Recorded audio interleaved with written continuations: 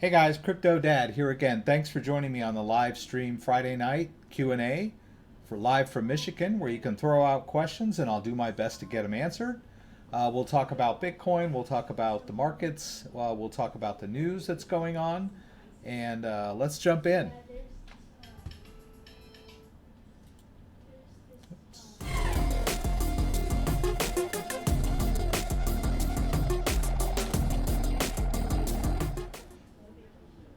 Okay, guys, welcome. So it's been a crazy week overall. All over the world, people are worried about the COVID-19. So there's been a lot of less focus on the crypto market. But those of us who are following the crypto market took quite a wild ride over the last couple of weeks. The market has been way up, just about a month ago, and up to 10,000, and it's fallen off precipitously, especially over the last week or so. So kind of a lot to talk about, but I thought I would take this opportunity to scoop up some cryptos cheap, and I'll talk about the ones that I'm going to buy. These are not recommendations from me that you buy these cryptos. They're just ones that I'm interested in. So, do your own research, do your own thing. But just wanted to kind of give you a quick overview of how you go about getting a hold of some of these smaller cap cryptocurrencies. So we'll dive into that, and we'll go over some of the news and what happened with Bitcoin. So glad everybody's here. I'm going to pop out chat. And let's see what we got over here. There's me talking. Let me pop this chat out here real quick. Get this over on the other side so that I can share my screen with you guys for the main event here. Okay, so Depeche, hello. EKS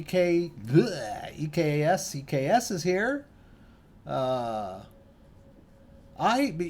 He's mentioning that Bitcoin was down to 4,200, but I heard that it was like 37 on some exchanges.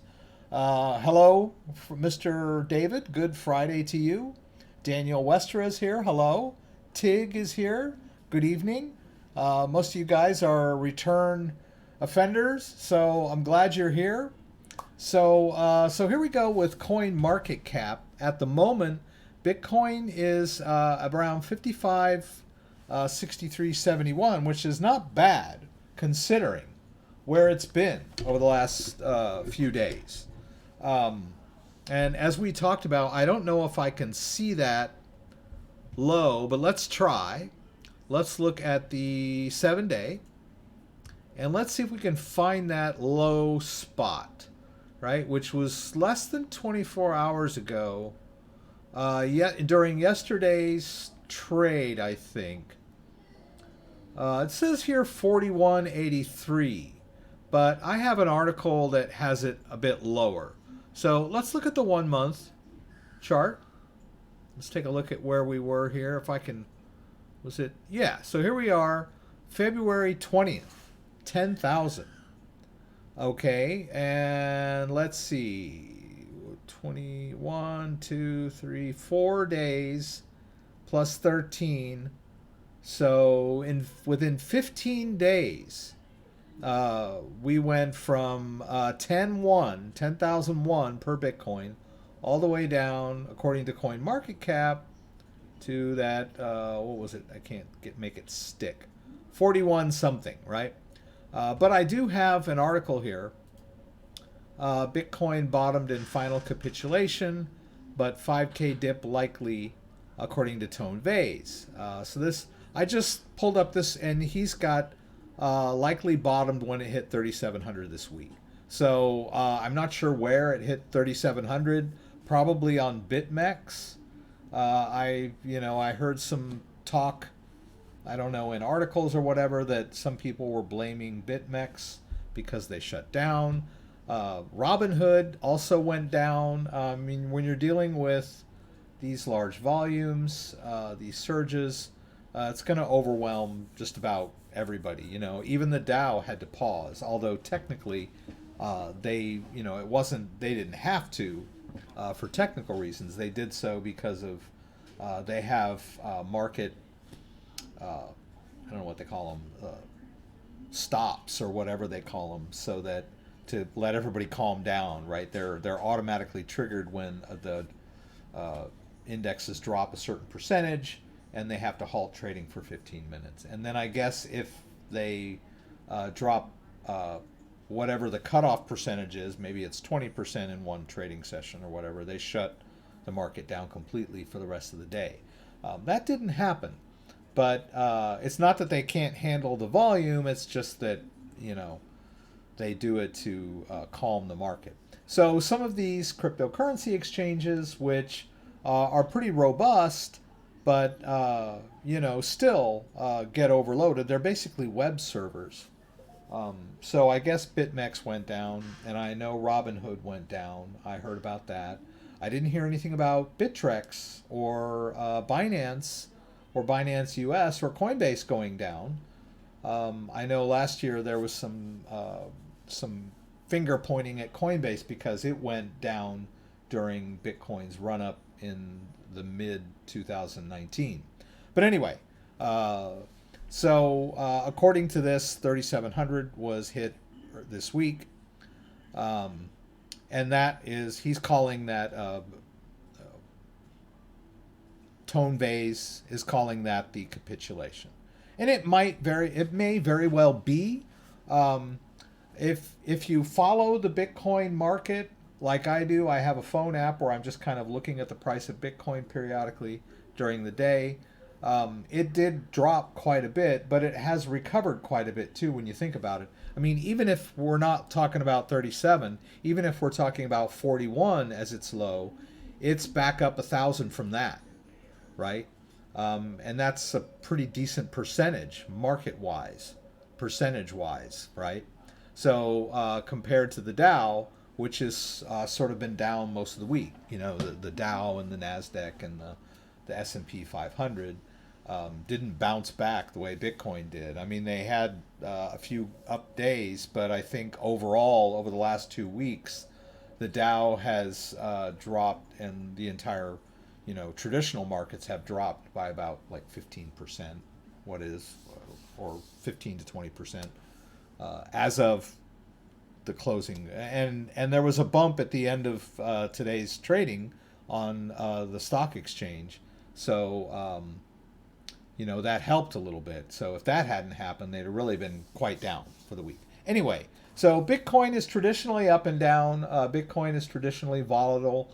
And like I said, over the last 24 hours, after it hit that really low, it has been kind of swinging back and forth, between like 48, 49, and 55, whatever, right? So, but that's a nice tick back up, but it's nowhere near where we were 15 days ago, right? So Bitcoin is still low. And then there's a story here. Edward Snowden feels like buying Bitcoin amid price crash, which is pretty cool. I have a lot of respect for him. He's a whistleblower that revealed a lot of the government surveillance back in 2013, and kind of had to hightail it out. Currently kind of in exile in Russia, but hero to some, a villain to others. But an intelligent guy, right? So he mentioned that, hey, Bitcoin is down this so far that he's thinking about buying some, right? And who wouldn't, right? If you see Bitcoin at 10,000 and then all of a sudden it's practically half that price, why wouldn't you at least consider buying some Bitcoin, right? Even if you didn't really know that much about Bitcoin, right? So pretty kind of a cool article there. So before we jump too far in, of course, I'd like to shout out to myself, my channel, and let you guys know that all of the articles that we're talking about are down in the description below, where I provided links to all of these articles if you want to check them out and read them at your own leisure in a little more detail. And then I've got some links below that to some of my most popular Ledger Nano videos where I discuss, the Ledger Nano S, the Ledger Nano X, Ledger Live. The software will be using Ledger Live tonight. They've come out with a new version. And so I've linked to a story about the Ledger Nano S. I've linked to a story about... oh, it looks like I got double there. I don't know what I did. Okay. That's interesting. Oh, wait. I'm sorry. Up here, right. So we've got the blog post about the Ledger Live 2.0, and we've got a blog post about Crypto.com adding dust conversion to their cryptocurrency exchange, which is an iOS-based cryptocurrency exchange, which I will also be using tonight. So you guys can see how crypto exchanges work. Those of you who are not that familiar with cryptocurrency exchanges, I'll probably jump on Binance US as well. So, we'll move some. I've got some things I want to move around tonight, so I won't spend too much time going over the news. And then also, my affiliate links are in the description below. So if you got a mind to, open up a Crypto.com account and get yourself a MCO Visa card, which you can use to spend your crypto in the real world or cash out at an ATM machine. Check out that link and tell them I sent you, right? Click that link. And if you stake an MCO Visa card, which is, you have to stake 50 MCO, which at today's prices is like $150 for the minimum, right? So it's like a secured credit card. So 50 MCO is dirt cheap right now if you want to stake your card, and it doesn't matter. If the price of MCO goes up, you still got your 50 MCO staked on that card. I believe the stake goes for 6 months, so you got to commit your hard-earned money for 6 months to get all these benefits. But and if you do that, you'll get $50, right? They'll just give it to you. So not a bad deal. You stake 150, $200 for 6 months, and they'll give you $50 free. And me too. They'll give me $50 if you sign up.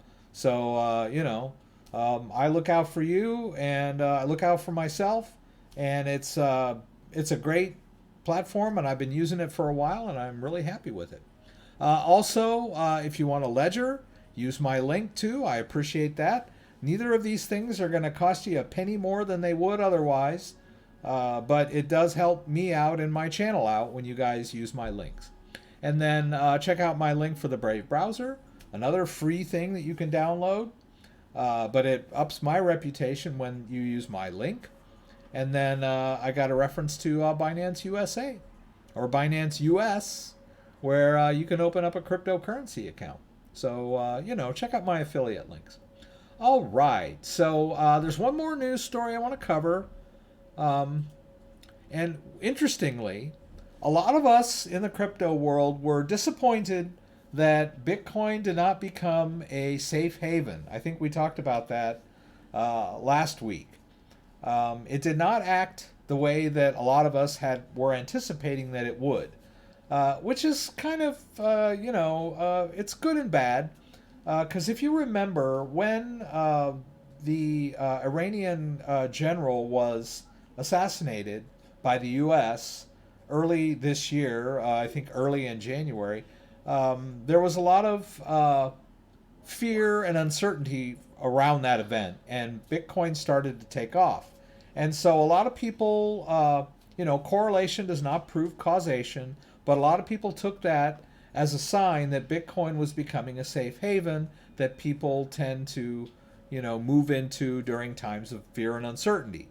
And then, they came out with a narrative, an anti-Bitcoin narrative that, you guys, all you crypto people are horrible because you're profiting from times of, danger and fear, So, we're speculators on people's fear of war and starvation and famine and all that stuff. So, but it did not really pan out to be the safe haven that everyone thought it was, because the market took quite a dive over the last 2 weeks, and Bitcoin just came right on down with it, right?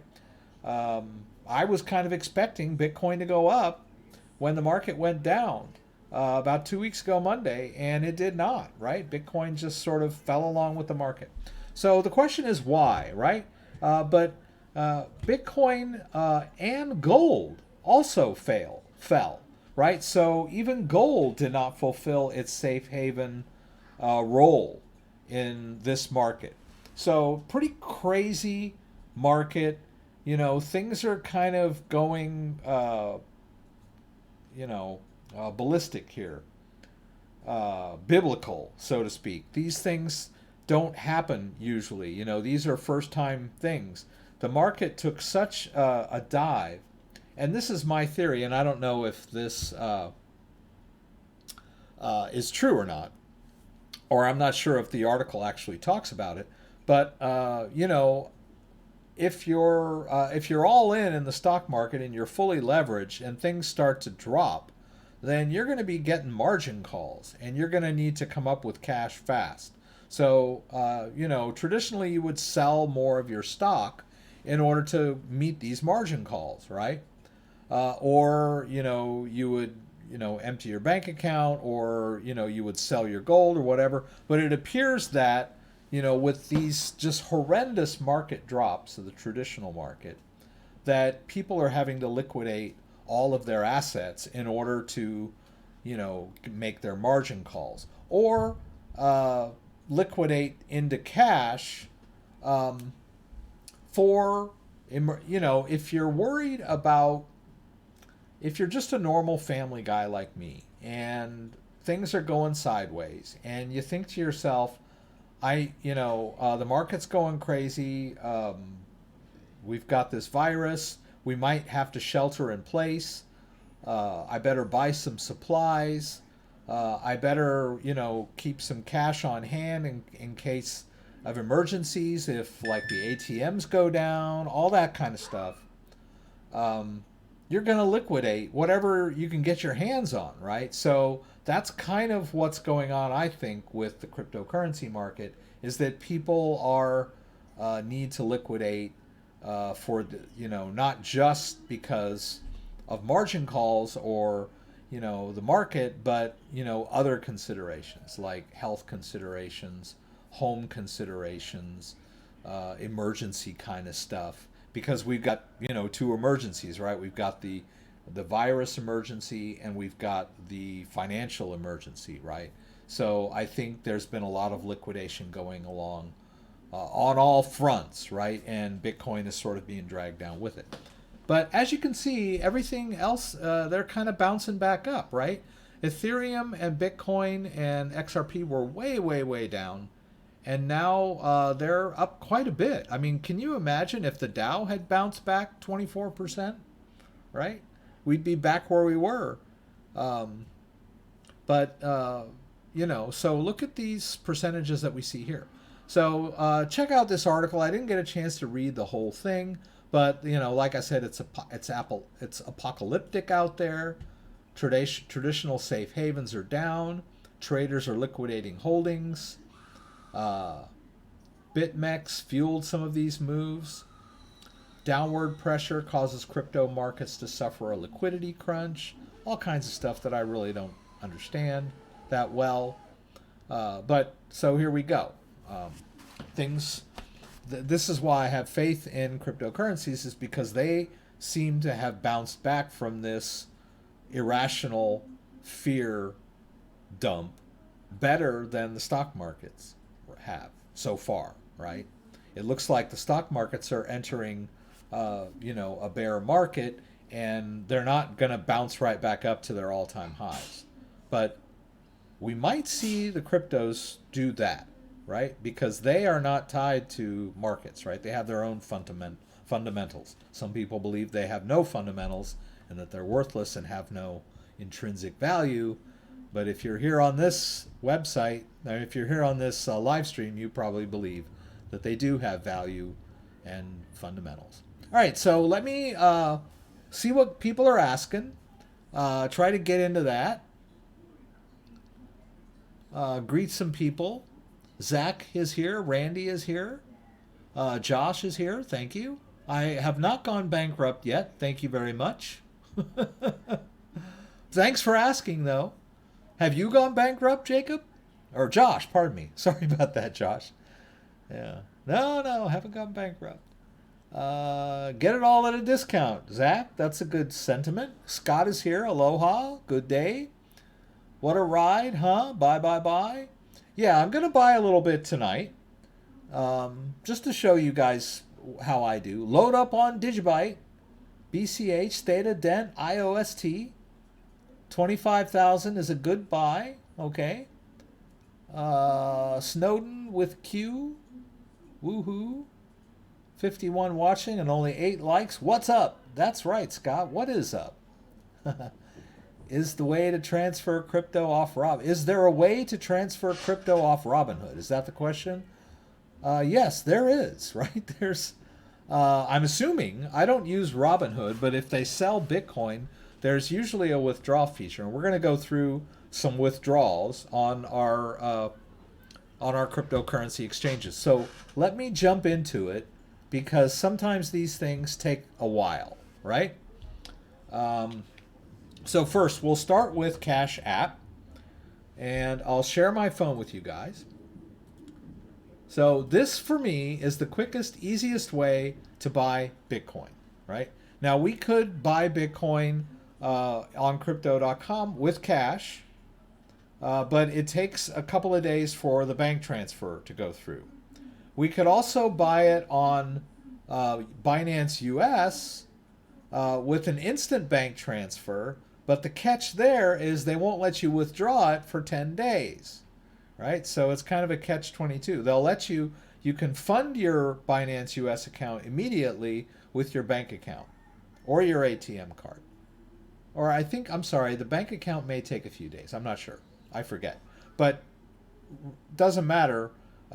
Even if you buy it instantly with your ATM card, they won't let you withdraw it, right? And my modus operandi usually is to use a cryptocurrency exchange to buy some crypto and then store it in my own wallet, which is what I usually demo for you guys. So Cash App, I can buy the Bitcoin right away and withdraw it right away. So let's start. Hey, there we go. We got that Bitcoin that I transferred earlier, right? So we've got some Bitcoin to play with on Crypto.com. We're going to buy a little more, and I'll initiate the transfer. It may or may not get into my Crypto.com account. It may. All right. So we'll start in Cash App. Wait, let me see what Demetria wants real quick. Oh. Oh boy. That's not good. Eek. Well, yeah, we'll go. I'll do that later. All right, so Cash App. Sorry, I got distracted there. Cash App. All right, so we want to buy some Bitcoin, right? So the Cash App has been around a while. You can use it to send and receive money to your friends. You set up a Cash App account, and it's got your name, right, with like a $sign in front of it, your handle, whatever, and you can easily send cash back and forth to your friends. And it's real easy. I mean, people can use it to pay their rent, if their landlord is willing to use Cash App, buy a car, buy a bike, buy a pair of used skis from somebody, whatever. It's really easy to just transfer money digitally between people that are on the Cash App. But recently, the Cash App has added Bitcoin so that you can buy Bitcoin and send and receive Bitcoin using your Cash App. It's pretty cool. Also, you can fund Cash App, connect it to your bank account directly, so that if you want to, put money in the Cash App of your own, you can easily add cash, right? Pretty simple, straightforward, comes right from your bank account into Cash App. So really cool. So let's buy some Bitcoin. So we go over to the little squiggly line down at the bottom, and here we are in the investing section, right? You can see down there at the bottom the little squiggly line is selected, right? Now here I can buy stocks or Bitcoin, right? I'm going to choose Bitcoin. Now I used to think you had to fund your Cash App before you could buy Bitcoin, but you don't need to, right? You can just buy Bitcoin and it will automatically move the money from your bank account into the Cash App to cover the purchase. In fact, I had some money in the Cash App, like just some leftover money, like $15, and I made a purchase of Bitcoin, and it used the $15 in Cash App, and then made up the difference from my bank account, right? So I bought like $100 worth of Bitcoin, and then I noticed that my bank account had only taken out 170 something because there was already money in the Cash App, right? So if you buy Bitcoin, it'll use up whatever balance you've got first and then take it from your bank account.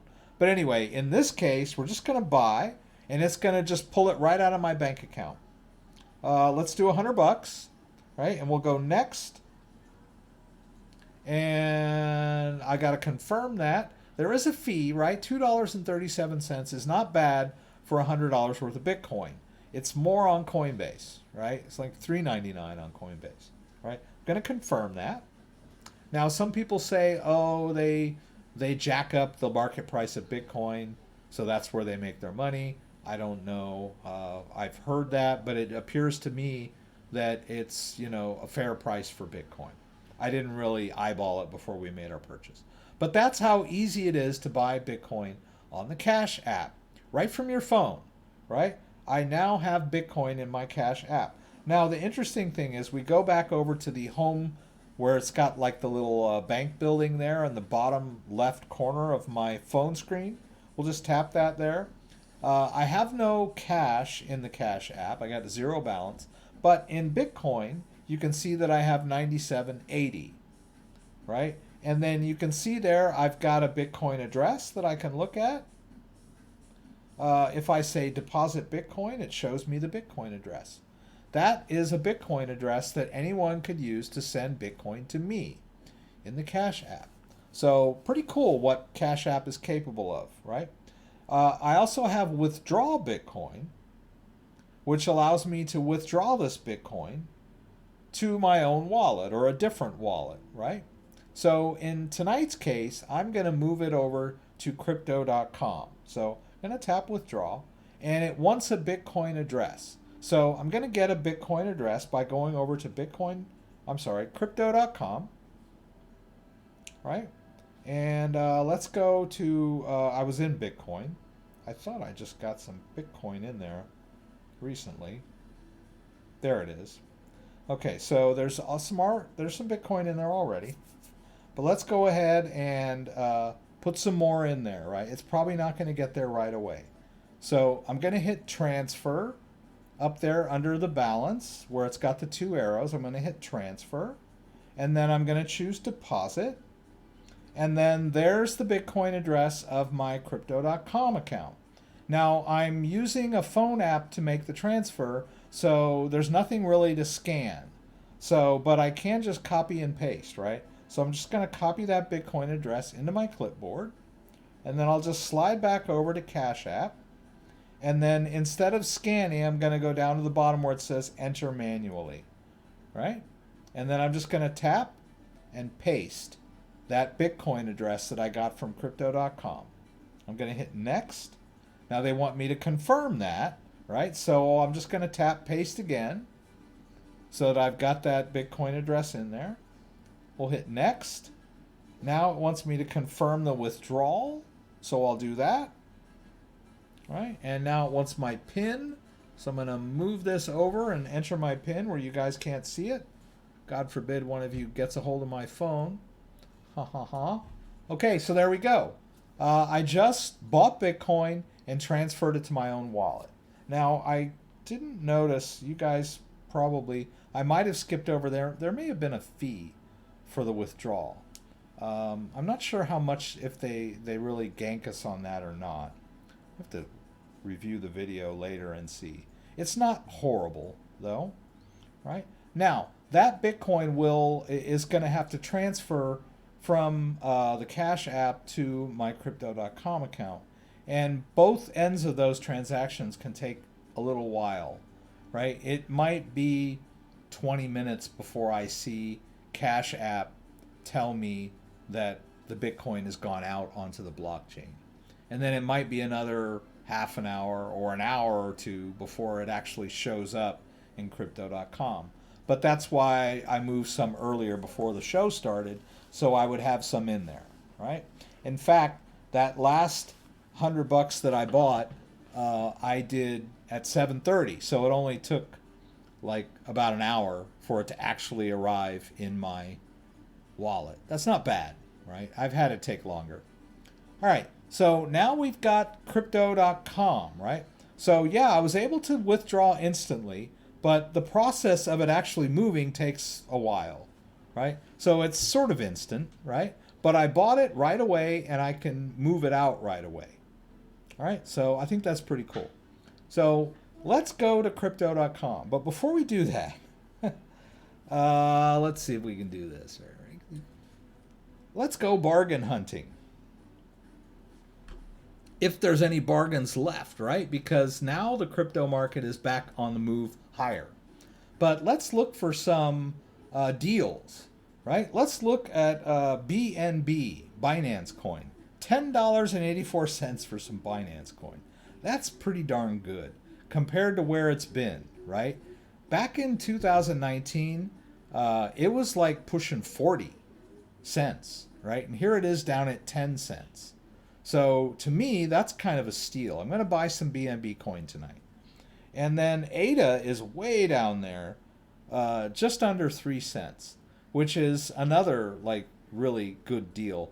But you know, ADA had been down around 3 most of last year, or the last half of last year, and it only had gone up like in late January, February during that altcoin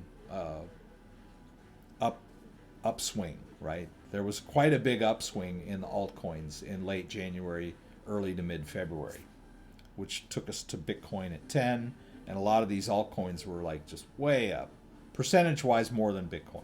But anyway, so ADA's cheap right now. Tron is cheap right now. I'm not going to buy any Tron. Monero is cheap. Monero is 36. Monero was 93 like less than a month ago. All right. And then we also have BAT. I'm not sure where it is there. BAT is 13 cents right now. It was pushing 40 cents back in 2019. So let's see. What are we going to buy? Oh, let's buy some BNB and some Monero, right? So let's go back over to crypto.com. Let's see what we got here. Okay, so I've got that Bitcoin there. How much BNB do I want to buy? All right, so I'm going to use that Bitcoin. That Bitcoin is my catalyst, right? So here's the strategy that we usually use, right? If you're starting from scratch and you don't have anything, and you've got some money, right, and you want to buy an altcoin, for me, I use the quickest, easiest way to get my cash in action, right? Which was, for me, it was the Cash app. Whoops, sorry about that. Now, the Cash app only has Bitcoin, right? I can't buy any altcoins with the Cash app. So I had to buy the Bitcoin and then fund my cryptocurrency account using the Bitcoin. So that's what we want to do. If we want to buy an altcoin, we buy the Bitcoin with our money, right? Our fiat on-ramp. And then we take that Bitcoin and we deposit it or use it to fund our cryptocurrency exchange account, right? I could have sent that Bitcoin over to Binance US or Binance proper or Coinbase or whatever. I did it with crypto.com because it's pretty easy to do it right on my phone, and they've got great, they've got a great platform and great fees for me. So I'm going to do this. I don't mean just for me, but but I wanted to, I really want to buy more, but I'm not going to, right? So Bitcoin is what I'm funding, right? You can see that I bought some Ethereum earlier, and it's gone up since I bought it. And I bought some basic attention token earlier today too, and it's also gone up quite a bit since I bought it. because it was so far down early this morning, right? But like I said, Monero is still down as far as I know, as far as I can see, and BNB. So let's buy BNB. So let's go to wallet. Let's go over to Binance Coin, and I want to buy some BNB, right? Now I'm going to fund that with my crypto wallet. I went over to crypto wallet, and let's see, 10 BNB. I would love to buy 10 BNB, and I can with the amount of Bitcoin that I've got, but I want to leave some left over for the Monero, right? So instead of buying 10 BNB, let's buy 7, right? We'll buy 7 BNB, and then with the leftover Bitcoin, I'll buy Monero, right? So we'll hit buy BNB, and then we'll confirm that. And tap anywhere to continue. And there's my BNB, right? All right, so now that I have BNB, and that's a steal, man. I remember I was plopping down $100 for 3 BNB earlier, you know, in 2019, and I thought that was a great deal. And I was like, hey, when price went down, I was like, I can get 4 BNB for $100, right? Well, I just got 7 BNB for like $75. That's a pretty darn good deal, right? So I want to take this BNB and put it in my own wallet. Did I say cents? Sorry. I meant dollars. $10, not 10 cents. I'm getting it confused with like I did say 10 cents, didn't I? Yeah, I meant $10. And BNB was up to $40, pardon me. It was BAT was up to 40 cents. Yeah, I get what does a zero matter anyway, right? All right, so let's take this BNB and put it in our own wallet. Now we can use the ledger to store the private keys of our BNB, and that's fine and dandy, and we can use the Binance decentralized exchange to manage that, but it's a little complicated. So what I'm going to do is I'm just going to put this BNB in my Trust wallet, because here I am on my phone as it stands anyway, right? So let's go over to Trust Wallet. Now Trust Wallet is an iOS-based or Android-based cryptocurrency wallet that you can install on your phone, and it installs the private key on your device, and you're given a recovery phrase. So if you were to lose your phone or accidentally uninstall, you can still get your crypto by restoring from recovery phrase. So it is a non-custodial wallet, right? You control the private key, no one else, all right? So it's not a hot wallet, right? It's not a cryptocurrency exchange, although it shares some features, right? Because it does have a little DEX where you can buy and sell cryptocurrency. And I can even demo that for you guys. So, but first I'm going to take that Binance coin and put it in this wallet. So I'm going to tap Binance. I'm going to hit receive, and that's my BNB address. I'm going to copy that. Now for my own wallet, I don't need the memo field, right? There's some cryptocurrencies, BNB included, requires a memo field when you put it on an exchange. But we're sending it to our own wallet, so the only thing we need is the address. Okay, there. Cash App just told me that Bitcoin we bought just a few minutes ago is now on its blockchain, on the blockchain, and on its way to our destination, which is crypto.com. But we might not see it in the crypto.com account for a while. But that's fine. I know it's on its way. Right? So we copy that into our clipboard. Let's slide back over to crypto.com. Let's do a transfer of our BNB, and we'll withdraw it this time. And we want it to go to an external wallet. Now, let me check what this address was at WMC4. I don't have that wallet in my list yet. So let's add it, right? We're going to whitelist it. I'm going to hit plus up here. I'll tap that and paste it. There's that BNB address. I don't need the memo field, as I mentioned. I'm just going to tap that little no memo required.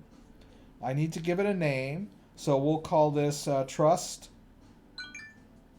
What did I call it? The Binance wallet? I don't know what I call it. I'll call it Trust B. Right. All right, so Trust B, there's my name. Yes, I'm okay with not having a memo. I'm well aware that I don't need it. So I'm going to say okay. And now I need my two-factor. So I'm going to slide over to my authenticator, Google Authenticator. We'll tap Google Authenticator. Crypto.com code is up there at the top. I'm just going to tap it. It copies into my clipboard. I'll slide back over to Crypto.com. I'll paste it in. I'll hit continue. Right, and there I'm done with that. Now there's a second security factor, which is a confirmation email to my address. So there it is. Gives me all the information that I just, initiated. I'll hit confirm withdrawal address. We'll choose open. It takes us back to a browser and then reopens the app, and that new address is there. Right, Trust B. So we can slide back over here. If I can find it. Trust wallet. Let's just double check that. BNB 1 ER5 WMC4. All right, BNB 1 ER5. Okay, I'm satisfied. I'm going to withdraw the BNB. Now I'm an old hand at this, so I'm just going to go ahead and do it all. I always recommend for newbies to send a small amount first, just to make sure that it's going to the right place. But I'm going to throw all caution to the wind and send the max, right? I'll hit withdraw. It gives me an overview of what I'm about to do. I'll hit confirm there. Right, and then it's going to ask me for my two-factor again because I'm doing a real withdrawal. I'm withdrawing money from my account, basically. So they need my two-factor. I'll tap that two-factor again. I'll tap, paste, continue, and there it goes. Now BNB is really quick, so let's watch and see how long it takes. Okay, so the withdrawal request was received by Crypto.com, and the balance goes to 0. Right, so now let's just kind of hold our breath a bit.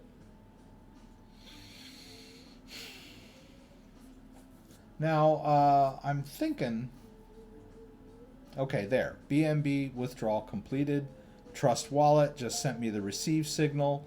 I did spend a little crypto on that withdrawal fee, right?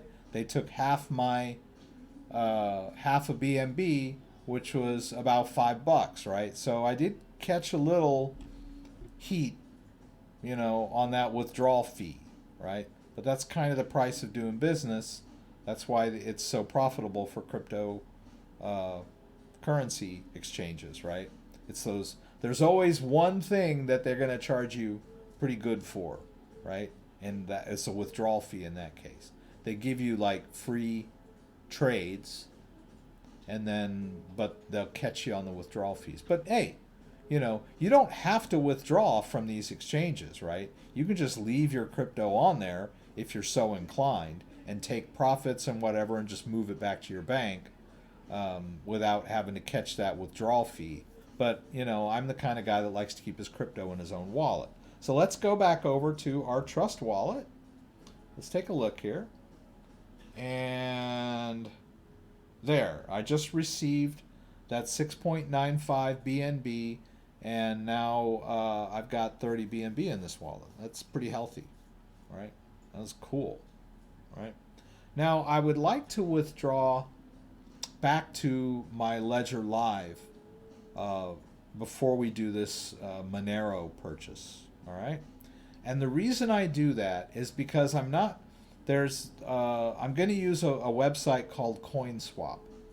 I'm not that comfortable initiating a CoinSwap from an exchange, right? Because if something goes awry and CoinSwap has to, the trade fails for whatever reason, and CoinSwap has to give me back my original my original Bitcoin, it might not gel on my exchange, right? It might not go through right. I'm always a little worried about that. So I always initiate coin swaps from my own wallet.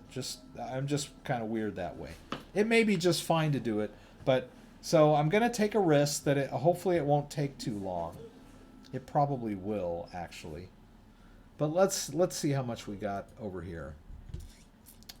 How much Bitcoin do we have? I've got some Bitcoin already. I've got 0.01 Bitcoin.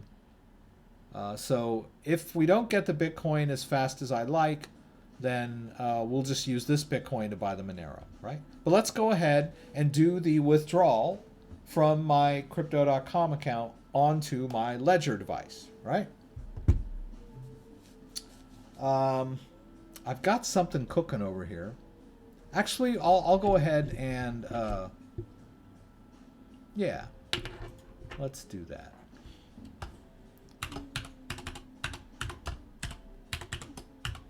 I've been syncing up the Monero wallet. It's synced. That's good, right? We'll get back to that, all right? I'll stop the daemon temporarily, and I'm gonna disconnect this. Let's get the camera over here. I'm going to disconnect my Ledger Black, right? I've got a Ledger Black here.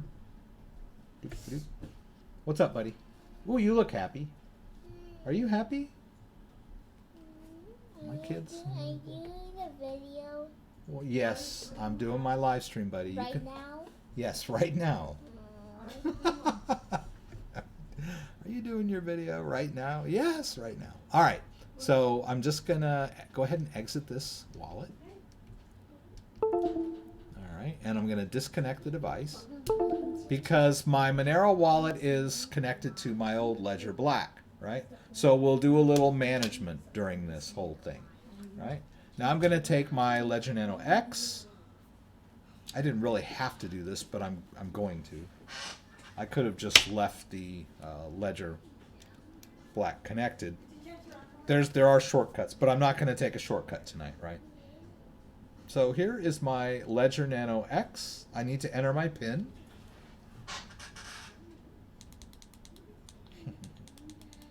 Now, sir, are you doing a video right now? Yes. Right now.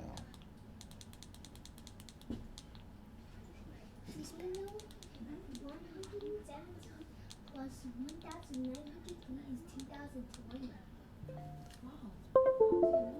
Oh, Crypto.com has got that, has received the Bitcoin withdrawal that came from the Cash app, right? I just got an email alert, but it's not spendable yet. It's going to take it a minute. But it happened pretty good. It happened pretty fast, right? All right, so here we are with the Ledger Nano X. And I would like to do and I always get this thing to where you guys can't see my buttons. I got to put this somewhere, right? All right, let's do it like that, right? So here we go. I want to do a receive in my Bitcoin wallet. So what I'm doing now is I'm going to withdraw the Bitcoin that I have in my Crypto.com app and put it in my Ledger wallet. Now you might say, why didn't you just withdraw it from the Cash app directly to your Ledger wallet? And if you were thinking that, then that's a very good point, because I could have, right? But I wasn't sure exactly how much Bitcoin I was going to use for the BNB purchase, which I knew was on Crypto.com. So maybe I stuck there. Maybe that was an unnecessary step. I could have decided before I moved it. But either way, right? I'm going to just go ahead and show you how you withdraw Bitcoin from an exchange to your own wallet, right? Here's the Ledger Live interface. I'm on Ledger Live 2.0. If you are not sure what version of Ledger Live you're using, you can go to the little gear shift and about, and it'll tell you what version of Ledger Live you're using. I'm on Ledger Live 2.0. So let's go to our Ledger SegWit account. No, not this one. The native SegWit. That's the one I want. Right? I'm going to do a receive. And it just auto-fills the account there that I'm interested in. Now, Ledger is got a new interface now.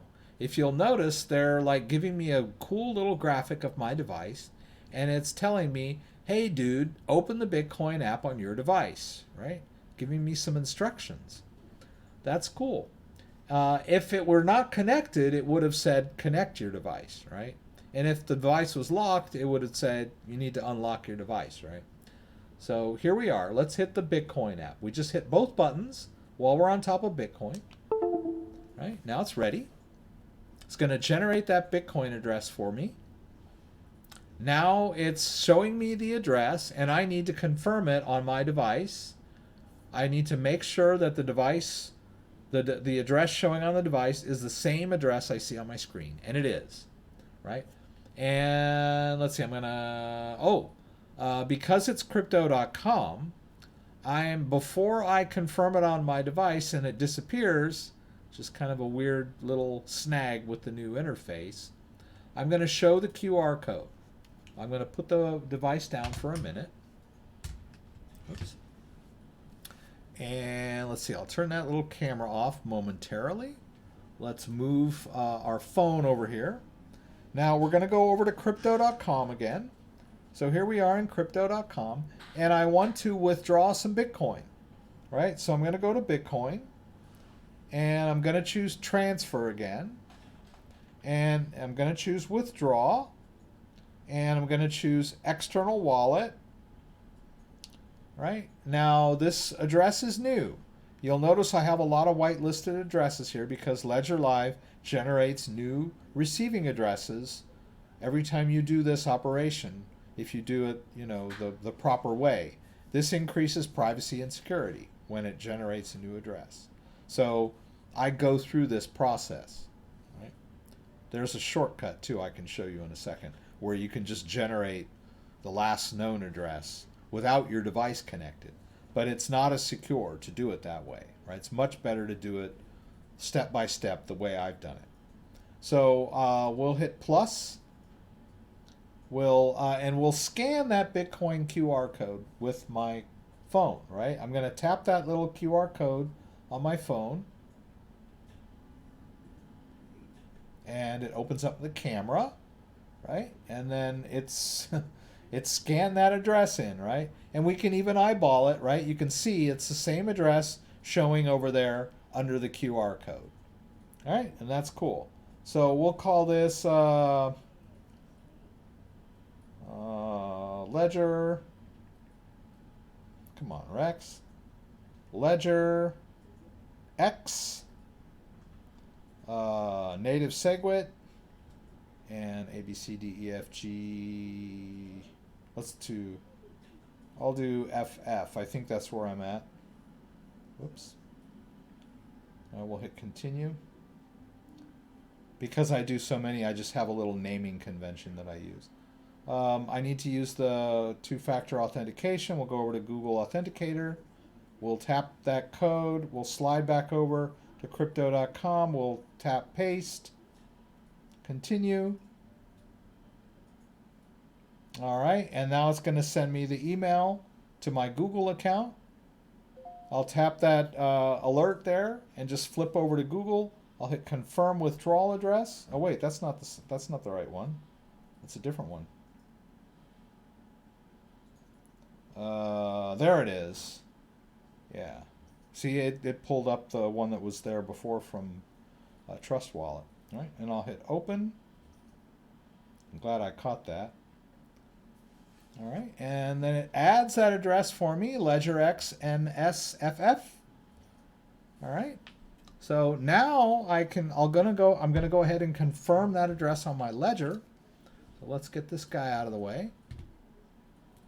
I know it's kind of a backwards thing, but like if I take this address and then move over here to approve where they're telling me to hit the button and hit approve, the address disappears. So I don't know. They should fix that because that's kind of dumb. I mean, they show you the address, they tell you to confirm it, and then it just disappears. So you would either copy it into your clipboard before you confirm or scan the QR code before you confirm on the device, right? I've already confirmed visually that it's the correct address, but I need to, if I want to send something to the address, I need to do that operation before I actually click confirm on the device. I know. It's crazy.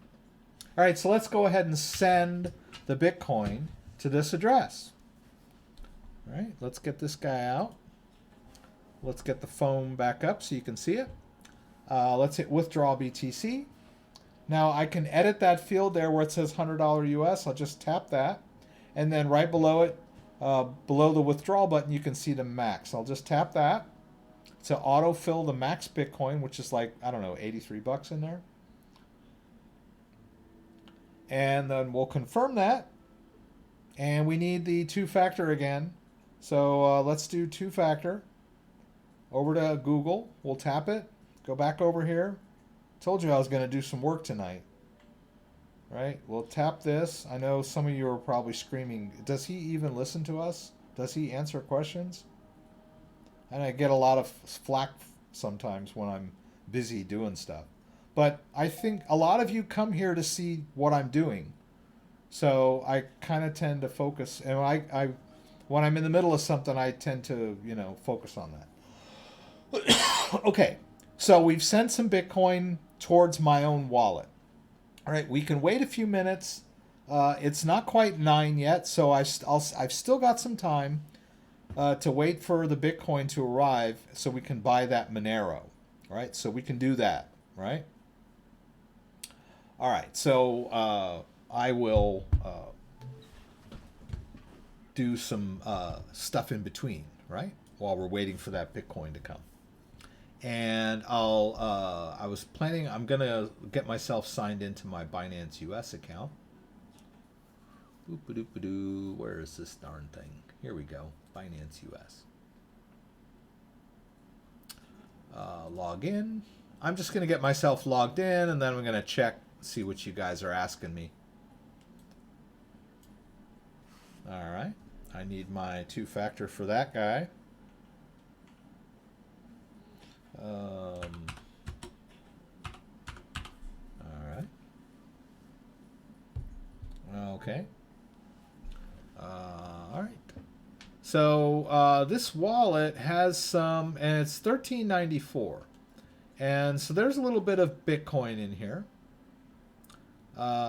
which was $15, I think. I must have bought it a day or two ago as Bitcoin was going down because it's worth less than it was when I bought it, right? But not by much, like $1 down, whatever. So I was thinking maybe we could withdraw that into our own wallet just so you can see how it works on a cryptocurrency exchange. And I'll show you the shortcut while we're at it, since we just want to kind of do a quick one. But let me check and see what you guys are doing over there. Maybe just talking amongst yourselves. Molar Medic from Port Huron is here. Randy Larson. Zach.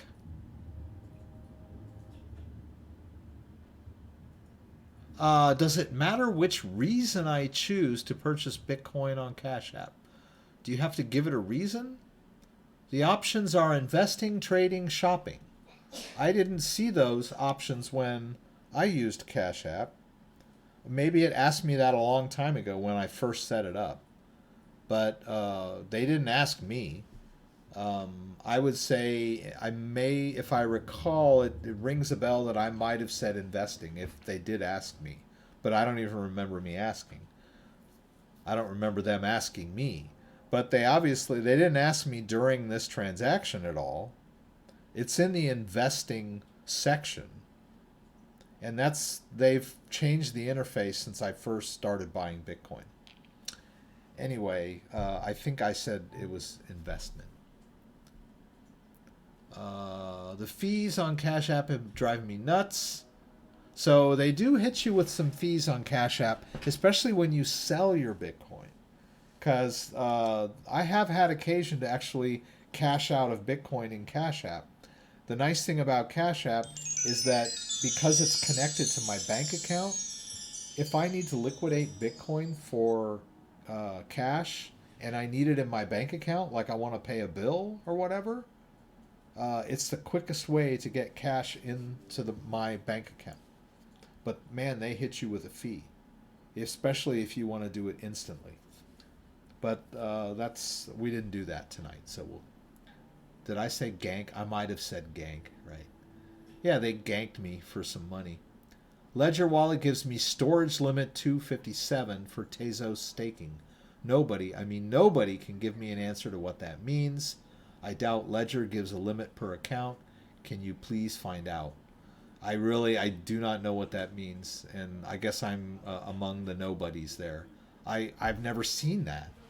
So I don't know how much Tezos you have staked. It doesn't make sense to me that they would give you a limit. Have you tried other staking services, right? Because Tezos can be staked in multiple type services, right? So as you can see, I'm using Stake Now. So you might try a different staking service, right? You could change the validator. Maybe try a different validator. But I don't know. I don't know if it's happening to you all the time, no matter which validator you're using. So my advice may be, making you angrier. But that would be my first thing, would say maybe try a different validator. Maybe end delegation. Do a nice reboot. See if that gets rid of that error message, right? Maybe delete the Tezos account and re-add it. I did that. I'm not worried about it, right? I can go up here to where is it? Where are we? Tezos. If I go up here to this little gear icon and hit delete, I can delete that account, right? Completely, right? It's gone, right? But then I can add it again, right? So I'll hit add Tezos,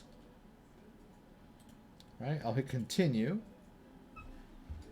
and it wants me to open the Tezos app on my device, which I will do. It's upside down. All right, so first I need to get out of the app that I'm in. See, it's telling me, hey, quit the app you're in, right? It's not the right app. So I will navigate using one button till I get to quit, and then I'll hit the quit. Right, and now I'll move over to Tezos. Now it wants me to open the Tezos app, which I will do. All right, now I'm in the Tezos wallet. Right, now it's scanning my device for any existing wallets, right?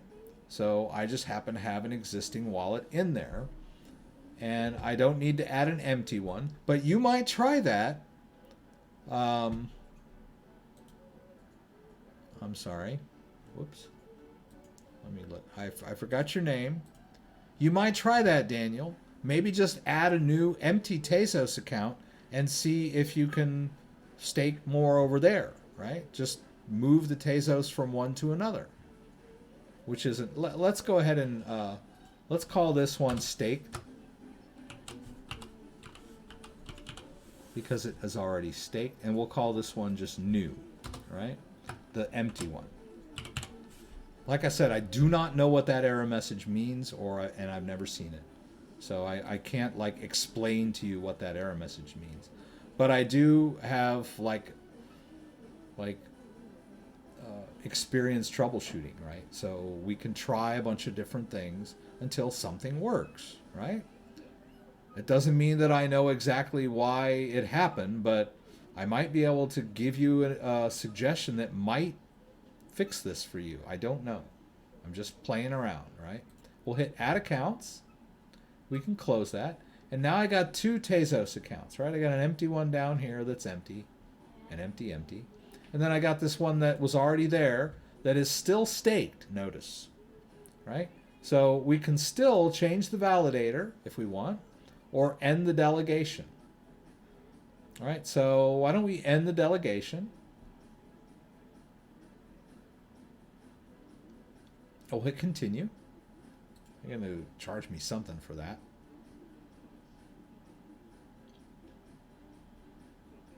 All right, I got to confirm that on my device. Let's do that. I get over to accept. I was navigating with one button. Hit both buttons. All right. All right, we're done. Delegation has ended. I don't know how long that takes. Oh, I think I'm done, right? All right, so now let's go over to the new one.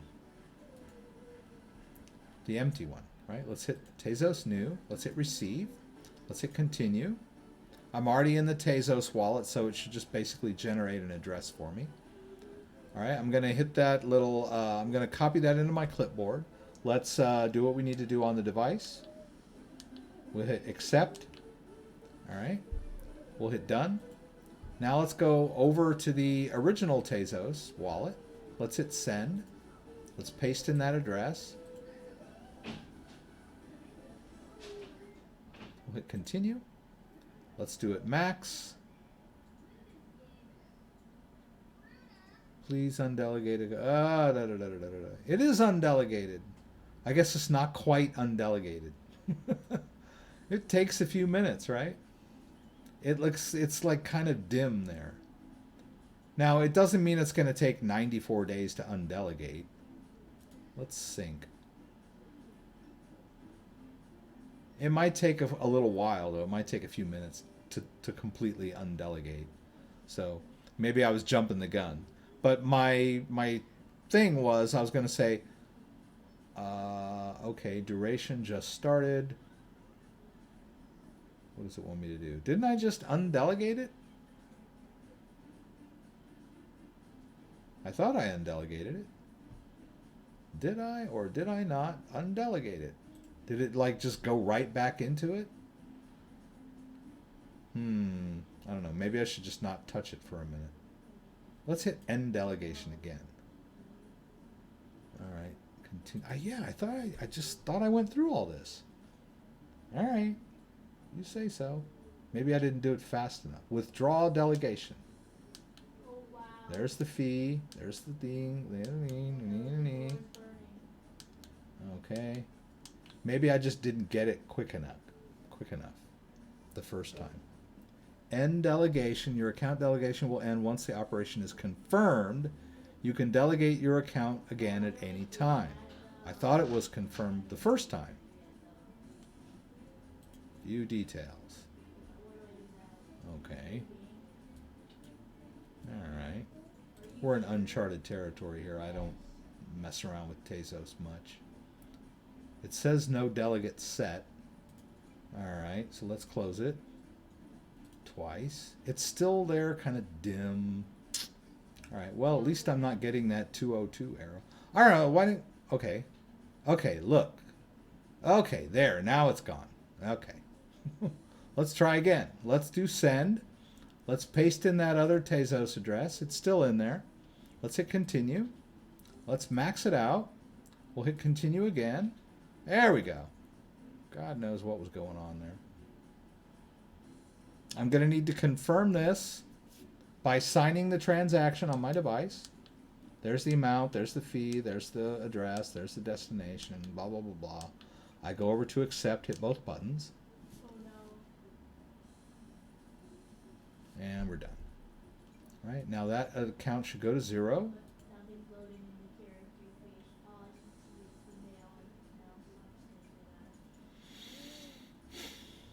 Now, I may not be using enough Tezos to hit whatever this limit is you're getting, the 257 mark.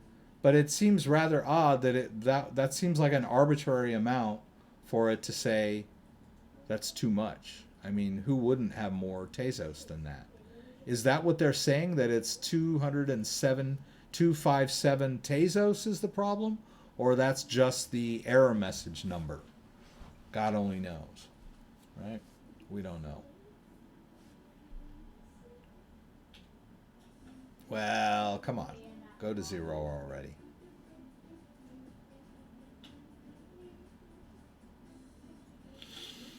Well, looks like I gummed up the system. Now it's not syncing. All right. Let's go to accounts.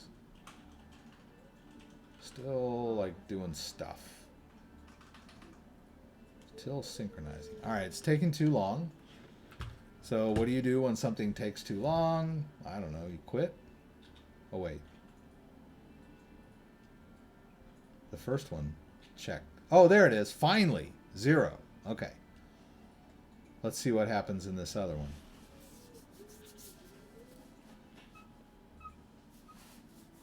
The Tezos should show up fairly quickly in the other account. Now, the only reason I did that was to give you maybe a suggestion, maybe... Yes, Alex, what? Did you know that 1 plus 2 plus 3 plus 4 plus 5 plus 6 plus 7 plus 8 plus 9 plus 10 plus 11 plus 12 plus 13 plus 14 equals 105? Wow, that's pretty amazing. All right. There's a little icebreaker there. All right, so let's see here. All right, it's like taking too long. Just okay. Let's go back over here to our native SegWit. What am I doing over there? On-screen demo. Oh, I see what I did. Video title. Let's get rid of this camera for a sec. Yeah, see now the whole thing is flaked out. Let's see if we can get that. I'm just going to quit and relaunch real quick. See if I can get past that. When in doubt, reboot, right? All right, still syncing. Count. Okay, there, it says it's synchronized. Finally. Oh, but this still says 0. Oh, no, that's the other one. Okay, so the new Tezos now has the Tezos in there, right? So now let's go back. Earn rewards, right? Delegate. Okay, delegate to earn rewards. It's giving me Stakefish as the default. We could choose whichever one we want, right? There's a bunch of them. I'll just choose Stakefish. Whoops, let's do it again. I'll just choose Stake. Oh, okay, it gave me a different one. That's okay. Let's choose that one. We'll hit continue. Delegate account. I need to verify that on my device. Let's turn the camera back on over here. All right, confirm delegation. Go over here, fee, delegate. All right, storage limit, and accept. Okay, well, I couldn't get your error message, so I don't know what's going on with you. And if deleting the account, creating a new account, moving it to a different account, trying to delegate again, changing the delegator, if none of that works, then it's possible maybe you need to reinstall Ledger Live. I mean, I'm just throwing ideas out for you, right? Like I said, I do not know why you're getting that message, and I do not know the solution. I'm just giving you some suggestions that might solve the issue for you. And if you're the kind of guy that wants to know exactly why something happens, and even if it gets solved, and you're still not happy because you don't know why it got solved, then I'm not the guy to ask, right? I get a lot. I've been in tech support a long time, and I'll do stuff and I'll fix people's problems, and they'll go, "What happened? What did you do?" And I'm like, "I don't know. I just tried something a different way, and it worked." And they'll say, "Why did it work?" I'm like, "I don't know why it worked, and I don't care why it worked. It just worked. So, you know, be happy." But I don't know. See what happens, right? So anyway, we moved it around. We may have lost a little bit in, you know, by moving it around, but it's like it's not gonna break us. No, I haven't gone bankrupt yet, Josh. I might doing this every week. All right, so well, let's get off Tezos right now, right? We didn't learn that much. All right, so what I want to do is I want to withdraw that Bitcoin from my Binance US account into my Ledger wallet, and let's just say I don't have the Ledger connected at the moment. Really? Why not? I don't have my Ledger connected. It's somewhere else at the moment, or I just don't feel like taking it out of the drawer and entering the PIN and doing all that stuff, right? So, but I can open up Ledger Live, right? Let's go up to the native SegWit account, right? That's the newest address format, lower fees, faster transactions. Let's do receive, and let's hit continue. Now, it wants me to connect the device, right? But let's just say down here, I don't have my device. Boom, right? It's going to generate an address for me, right? It's not the most secure way to do this, but it is quick, down and dirty, easy, fast way to just get an address without having to go through all those steps by connecting your device and opening the Bitcoin app and doing all that. You just hit, I don't have my device, and it's going to just shoot out an address. I think it's the empty address, the next empty address. Right? But that, I don't care, really. I'm 99.9% sure it's going to go in this wallet anyway, so I'm fine with it, right? It may not be private. It's not going to maximize my privacy because it's not generating a brand new address. It's just using the last known address, I guess, what it's done here. But I'm going to copy this into my clipboard. I'm going to go back over to Binance US. We're going to do a withdrawal of the Bitcoin. And I'll paste in that address of my wallet that I just generated quickly on the fly. I'll hit the available balance to autofill the max. I'll hit submit. I'll put in my two-factor. I'm running out of time to buy this Monero, but I'll do it. We can do it. Google Authenticator code for Binance US is 243936. All right, it takes it a minute, and it's going to tell me, wants me to check my email. Right, so we'll go over and do that. Got a lot of emails hanging there. We'll confirm that withdrawal. And so now Binance US is sending that Bitcoin my way. So in deposit and withdrawal history, we go to withdraw, and then we switch over to crypto. And we can see that that small Bitcoin transaction is now processing. Right? So let's go back over here to Ledger Live. Let's close this. I still don't have that Bitcoin that I sent from Crypto.com. It's still probably pending in Crypto.com. So let's just go ahead and buy that Monero with the... Well, let's see. Nah. I sure wish it would show up. All right, I'm getting down to the wire here, but let me just wait a minute. Maybe it'll come in. If not, we'll use the other account. What platform is Rex on? I am using Windows 10, and I'm using Ledger Live 2.0.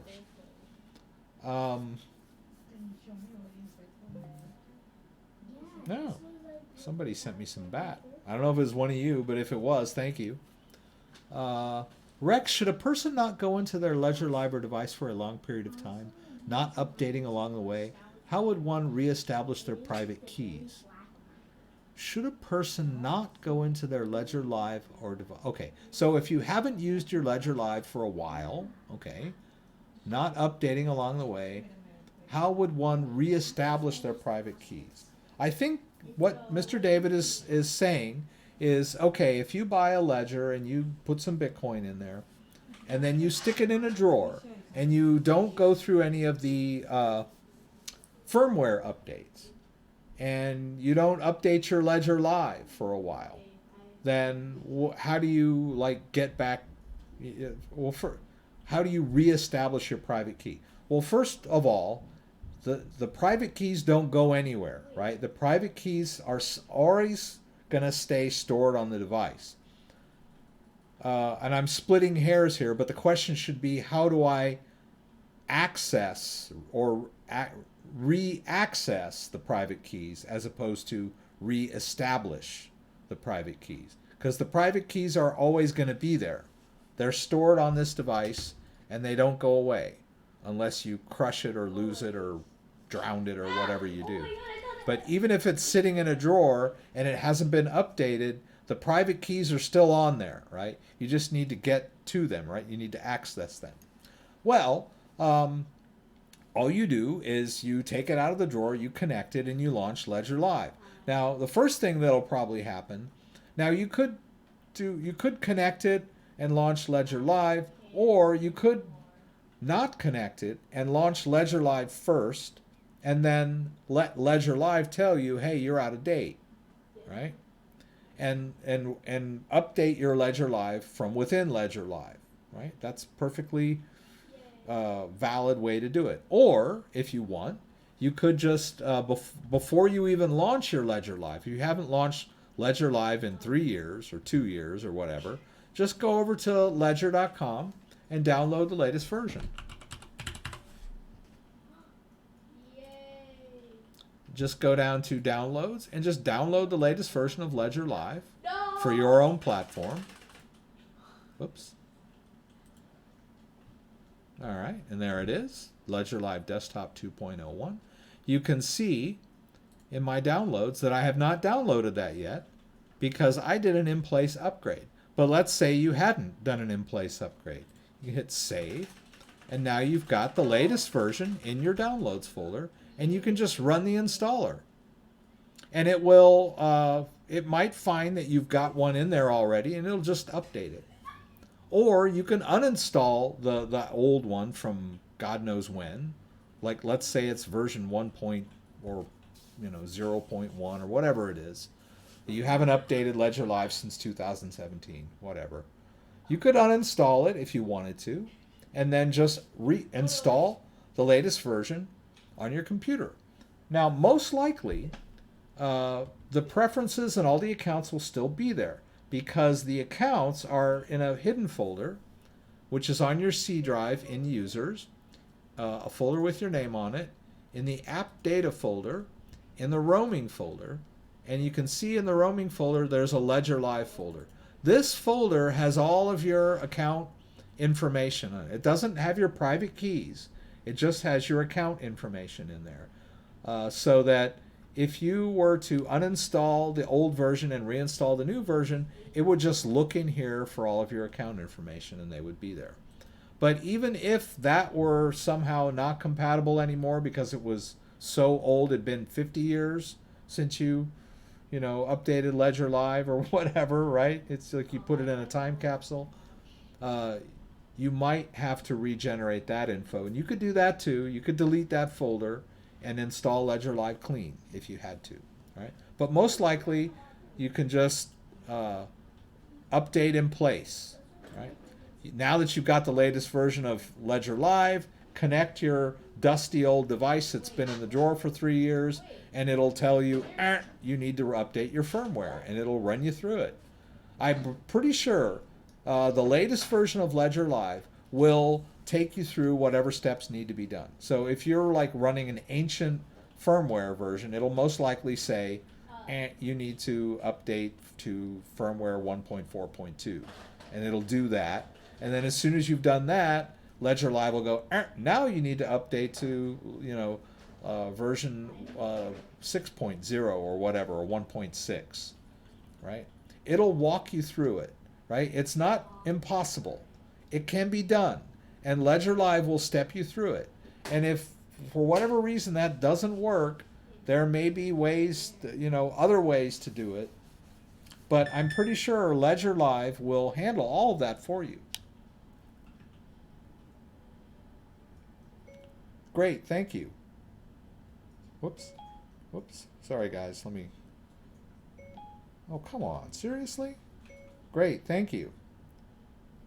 Period. Was a bit early tonight. Exclamation point. All right. So, anyway, so that's David's question. Let's see. So I don't see that Bitcoin. Doggone it. Where's that Bitcoin? Has not arrived. Okay. So it has not arrived. I don't need it. No, it's not gonna. Aha! There it is. Da, da, da, da, da, da. Okay, so we got our 83 Bitcoin in our own wallet. So let's buy some Monero, right? So I'm going to disconnect this guy because the Monero app is a little finicky. If you've got two ledgers connected, when you try to open the Monero app from your ledger, it will not work. It won't, right? So let's disconnect this guy. And now let's take our ledger S, and I'm going to connect that. And we will get this done. All right, now I'm going to enter the PIN. They're both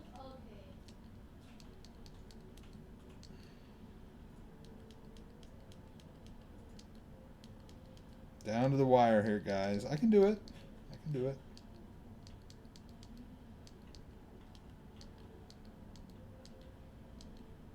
All right, so now we've got the devices open. All right, let's turn on this side camera here. All right, here's my Ledger Nano S. Now I'm going to launch the Monero app. So I'm going to be in the Monero app as I'm launching it. I like to get into the Monero first. I think you could do it after the fact, but it's better. All right, so there it is. It's waiting for me. Let's launch the Monero wallet. And because I already synced to the Monero blockchain, we're not going to have to wait for the sync. What? Please, okay. Daddy, did you know 182 and a half plus 182 and a half equals 365? I did not know that, but now I do. Thank you. Okay. All right. So, all right. Now, here's what it's wanting me to export the key. This is kind of tricky with the Monero wallet, right? So I got to hit the plus, and then the Monero wallet opens, right? So the Monero interface is a little tricky on the ledgers, right? So when you first, and I've done this many times, I've launched that wallet and just watched it sit there and spin and go and said, something's wrong. What's going on? It's not working. And then I looked over at my device and saw it was asking me to, like, because the Monero wallet doesn't say, hey, you know, you need to confirm that on your device. Or maybe it did, but I wasn't reading it, right? So it only has like 21 blocks to confirm. So we don't have to wait very long. All right. So I want to buy some Monero. So we're going to do this on CoinSwap. So let's go over here. Exchange. Coin Switch. I'm sorry. I've been saying CoinSwap all night. Bad me. Bad me. All right. Let's see how much Bitcoin do we have that we're going to be willing to swap for Monero. All right. So we've got $83 worth of... Yes, Alex, Did you what? know 100 plus 50 plus 25 plus 10 plus 5 plus 1 equals 191? That's pretty darn good, buddy. Okay. A little math expert over there. All right, so I want to buy some Monero. So let's switch this to Bitcoin, BTC,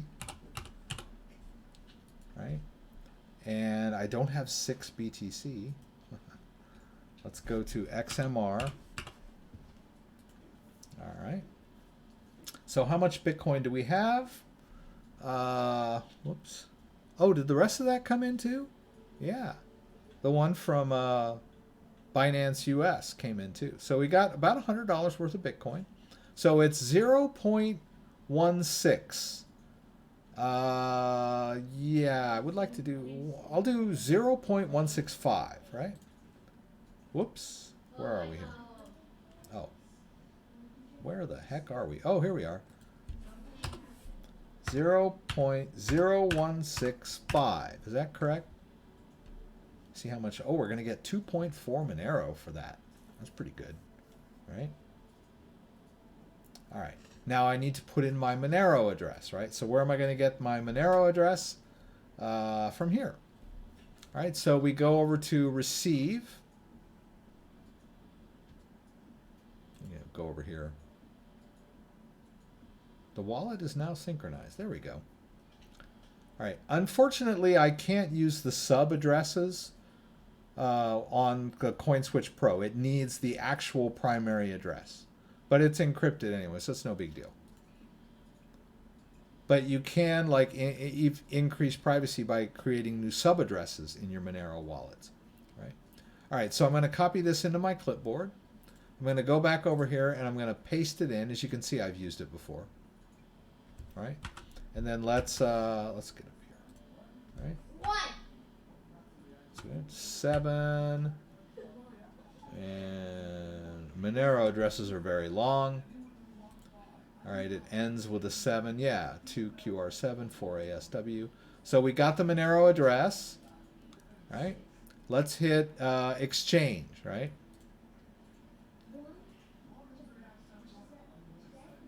All right, and I think there was a way to give it a return address. I didn't. I'm working without a net, ladies and gentlemen, but that's okay. Let's just copy this into our clipboard. Let's go back over to Ledger Live. Let's go ahead and send it right to that address, and we'll hit continue. And what did we do? 0.0165. And we'll hit continue. And continue again. And I need to confirm on the device. Oh my dear Lord. Now I need to reconnect my other device. I can do this. Right?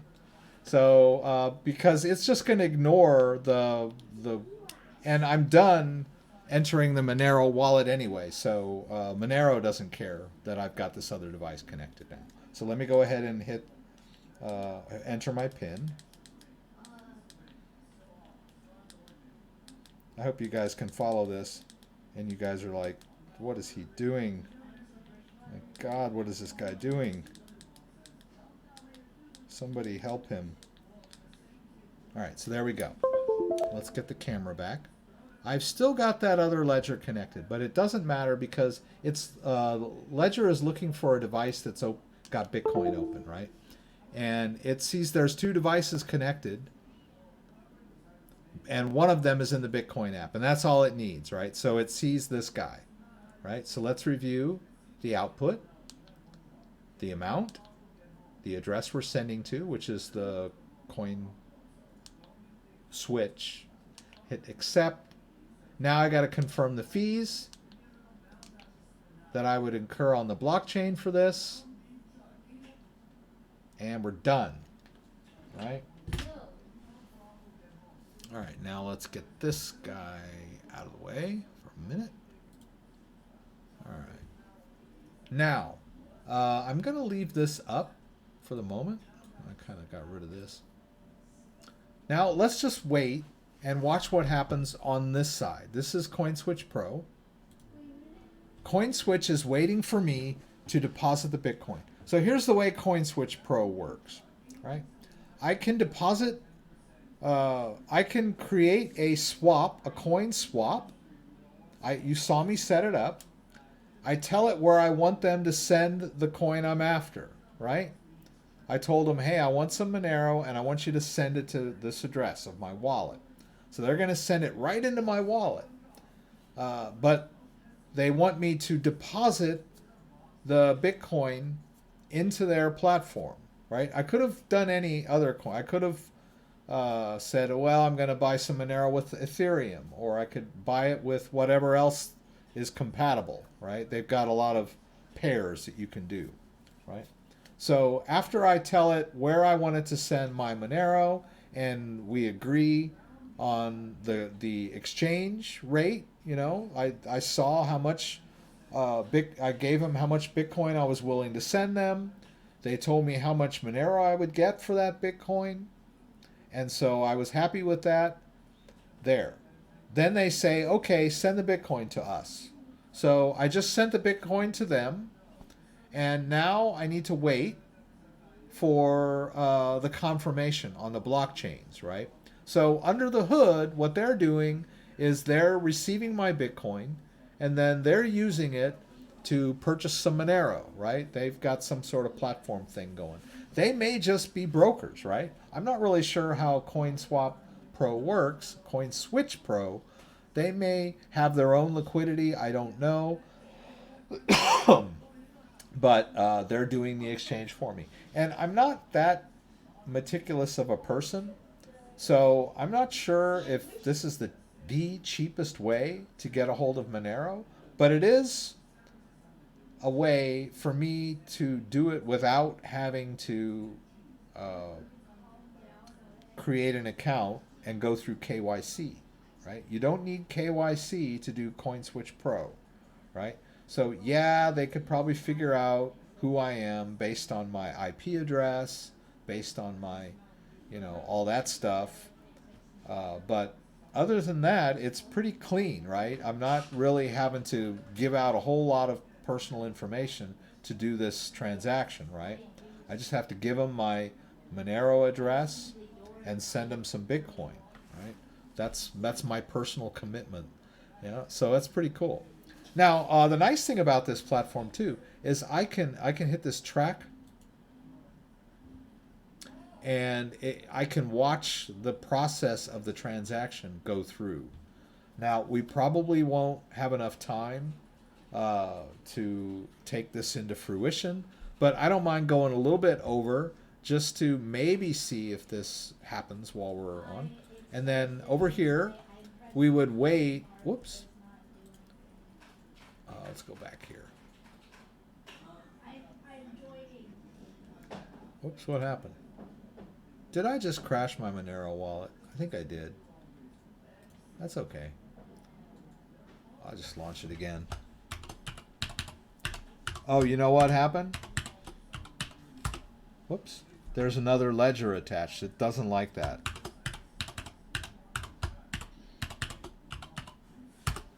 All right, you see it's like opening wallet. What's going on, right?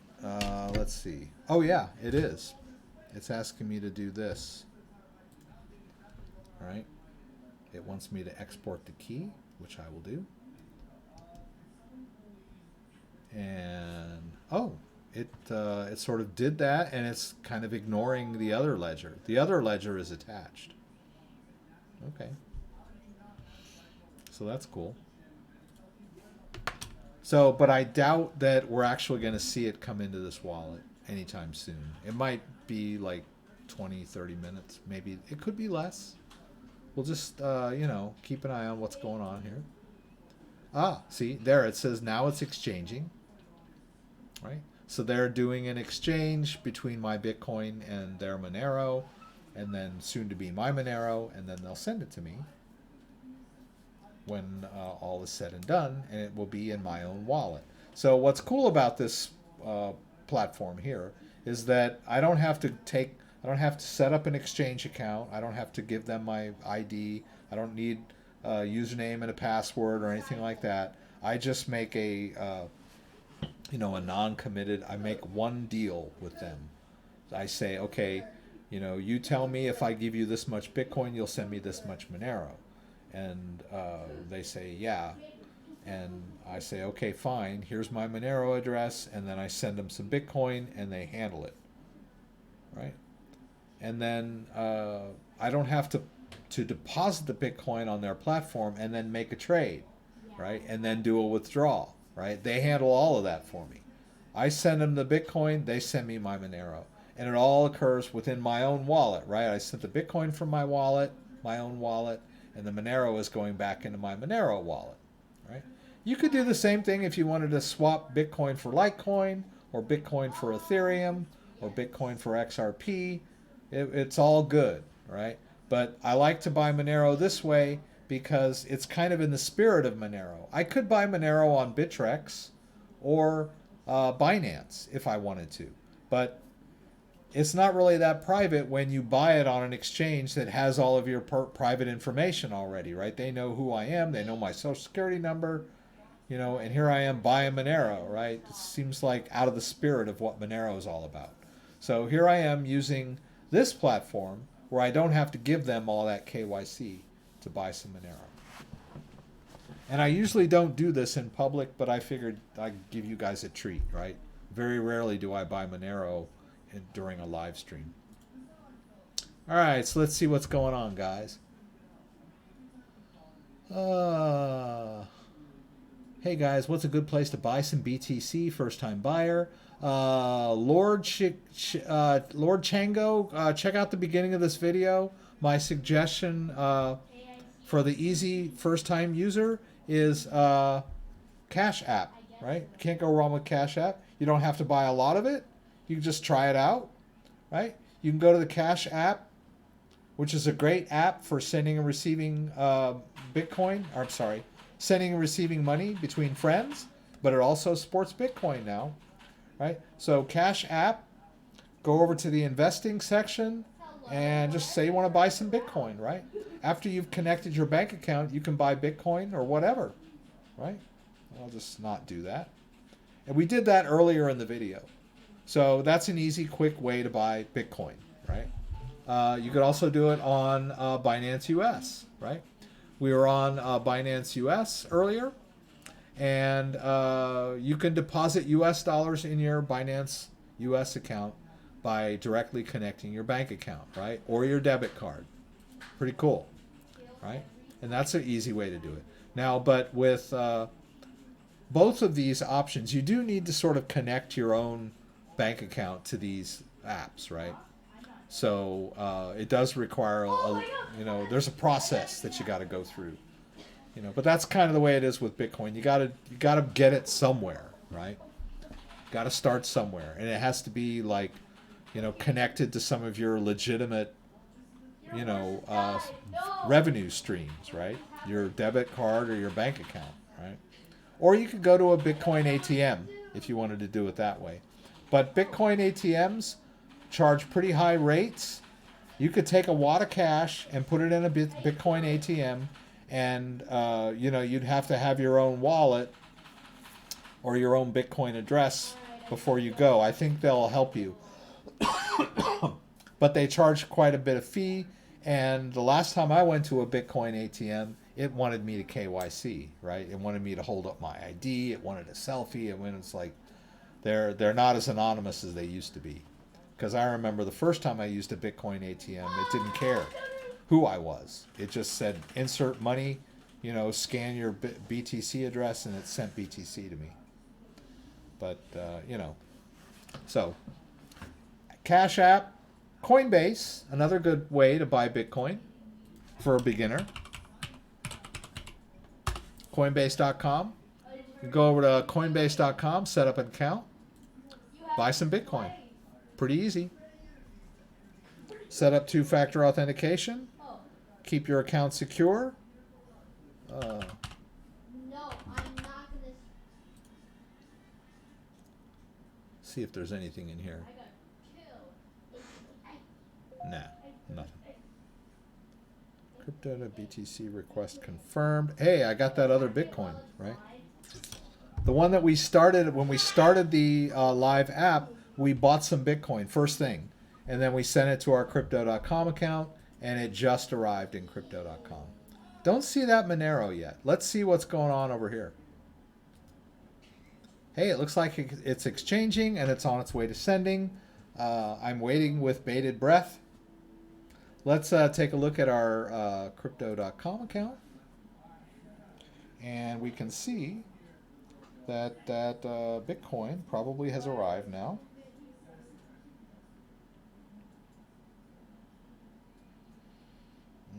Yeah. So you can see there's like $100 worth of Bitcoin in there. That's pretty cool. So why don't we withdraw that to our own wallet? We'll do that one more time. Let's do it the quick and easy way. Because we've already whitelisted this wallet, right? I'm not that worried about privacy.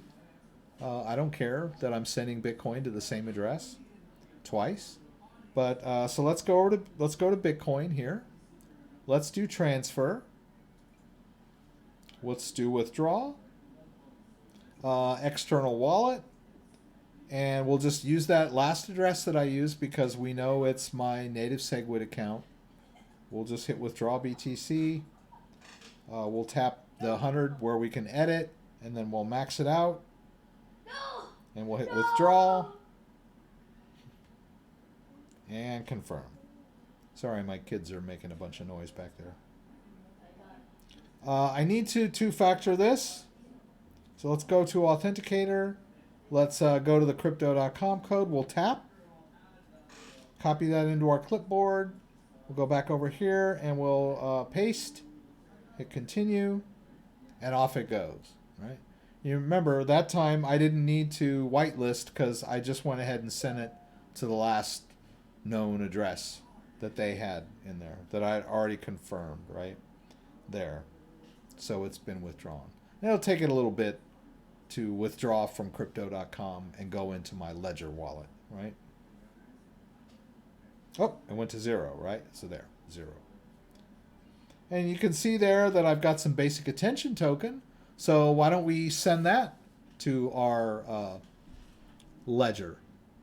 All right, so let's go to accounts. Let's go to Ethereum main. Let's do a receive. Oh, wait. Whoa. Let's go to the BAT. Let's go straight to the BAT. I could send it to the Ethereum account if I wanted to. It's the same address. Let's hit BAT. Let's hit receive. Let's hit continue. And do I have my device? Yeah, I do. I can do the proper double check. Okay. It should be telling me to quit the app I'm in. Right? So we'll get out. Bitcoin, I think it was. We're out of Bitcoin. Let's go over to Ethereum. Into Ethereum. BAT is managed in your Ethereum account. Right? And let's hit verify address. I'm not going to verify it before I copy it, or I'm going to do the what am I going to do? I'll do the show QR code because I'm using a phone app, but I think I may have used this address already before. So let's hit basic attention token. Let's do transfer. Let's do withdraw to an external wallet, and let's check what I've got in there. Do I have this address whitelisted yet? Huh. I guess I did one before that I didn't. Let's see. Let's hit resend. I think there was one. Oh, I've got this dumb camera in the way. Sorry, guys. Okay. Is this the one I want? Let me just double check this. I died. Ah. Let's go ahead and verify this. It wasn't worth it. All right. Is this... Oh, this is Ethereum main. Okay, that's fine. We're going to do receive, continue. Don't have my device. I don't need it. 6D4, because Ethereum addresses never change. So it's obviously it's not whitelisted. So let's hit resend. No. Because there was one stuck in there, and I think that was it. Crypto.com. Let's go back here.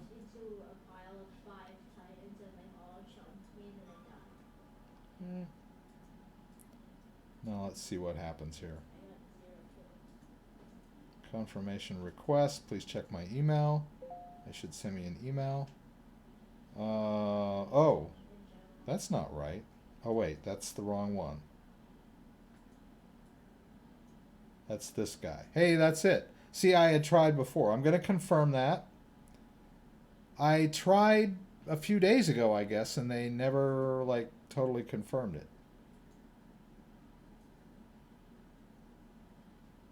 Did it work?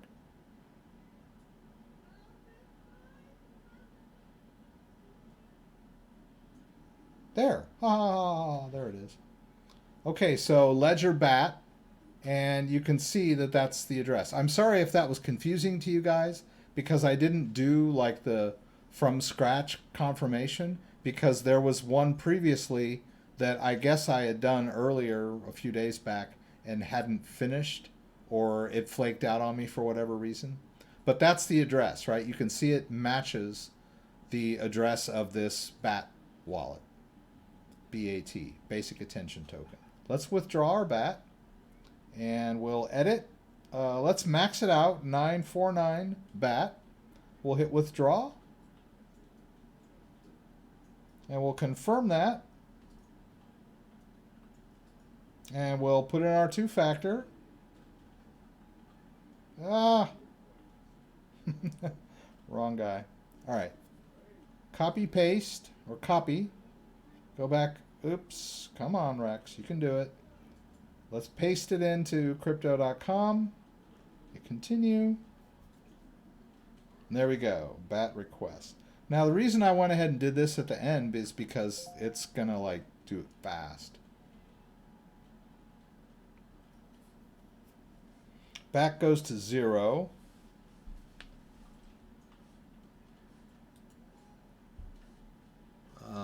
Let's do this sync thingamabobby. What is today? March 13th, right? It's Friday the 13th. That BAT will come in quickly. All right, so let's take a look at our Monero wallet. We'll probably need to... hey, look, there it is. Check it out. All right, let's get all this clutter out of the way momentarily. Here is our Monero wallet. We got the 2.4 Monero that we got on coinswitch.com. CoinSwitch Pro, right? Spendable funds. You need to, you know, the Monero wallet's a little tricky. You don't want to just say, oh, look, there's my 2, and then just quit the wallet. Because I think it works, but I'm always pretty meticulous about this. I just leave the wallet open until it's completely confirmed because it's not spendable yet. So I've had some issues where I quit the wallet before it was completely confirmed. Actually, that was on a send. So I think I would be okay if I wanted to quit the wallet and then just come back later, open it up, and it should be there because it's confirmed on the blockchain. But I seem to remember once I did a send from my wallet to somewhere else, and then right after I sent it, I quit the wallet, and it never got there. And what I had to do was go back, open the wallet, and let it sync out before I quit the wallet. But that whatever that bug was may have been fixed now. But so there we go. We got that Monero in our own Monero wallet. Pretty cool stuff, right? It's in there. I just need to let it confirm on the blockchain so it can be completely spendable. Let's see if our BAT has arrived. Has it? We'll hit sync. Because BAT usually comes in pretty quick. But not yet. All right, so I'm just going to minimize that wallet.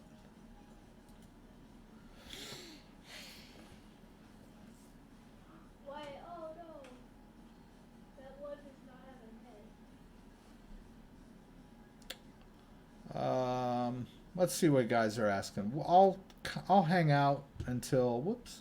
I'll hang out maybe until that BAT comes in, just so you guys can see it come in. Smash the like, LTC Perosi. Is Bitcoin price going to drop or should I buy it now? Well, if I really wish I had bought some yesterday when it was like 3,700 or 40, even 4,100. But I think when I woke up this morning, it had already bounced back to 5, right? But I would have really loved to have bought some yesterday when it was around 4, right? But you're still, I mean, I'm not an investment guy. I'm just saying Bitcoin was 10,000 less than a month ago. 15 days ago, Bitcoin was 10,000. We've had some market moving news, some fear and panic on a global scale that have drugged down financial markets and gold and Bitcoin. But, you know, the rich guys will tell you that, you know, when there's blood in the streets, that's the time to buy, right? Don't go out and mortgage your house to buy Bitcoin. Always be prepared to lose your entire investment when you buy Bitcoin. But if there's a time to buy, it's when the markets are red. Now you may have missed the low, right? Because if we look at coinmarket.cap, we can see that everything is like on the rise, right? Bitcoin's up 16%, Ethereum's up 22%. You know, this could be that, you know, what they call a dead cat bounce, but I don't know, right? Binance is up 22.58. Where was it before, I wonder? Because it's 10 cents or $10 now, almost 11. I don't know if I made any money tonight, if you guys were keeping track of any of the coins that we bought tonight. But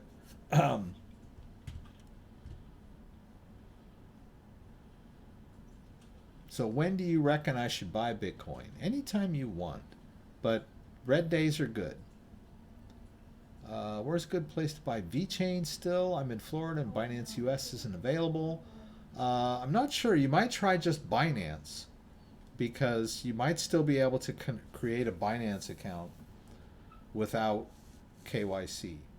Just like a basic Binance account. And they'll let you trade, but not huge amounts. So that's really the only place I know that would have VeChain.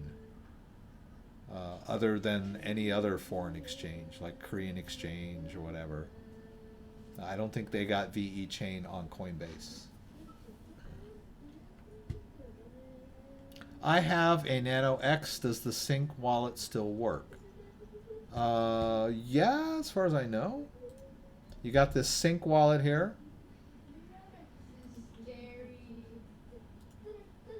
Oops. It says create now. That's kind of a weird way of saying it. It should say open wallet, right? Here's my Ledger X wallet.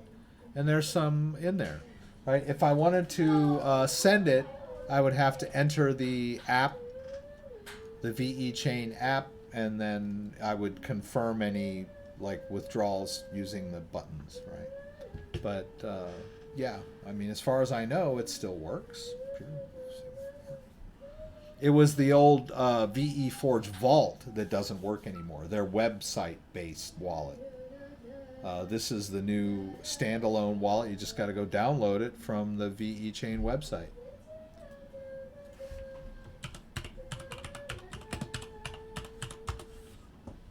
Right. That's it. It's right there on their website. It's just a standalone wallet that you can download. It doesn't look like they support anything but Windows right now. It's kind of weird. I don't know what this Thor wallet does. Oh, that's an app. Maybe if you don't have a Windows machine, you should use their Thor wallet for iOS.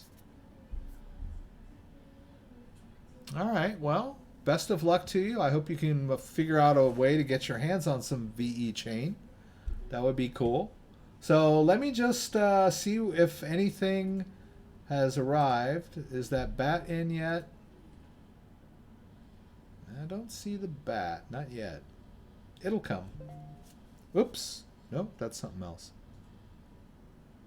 Ledger Live 2 is a total disaster. I don't want to make fun of anybody. But I just saw this email come in. It's a total disaster.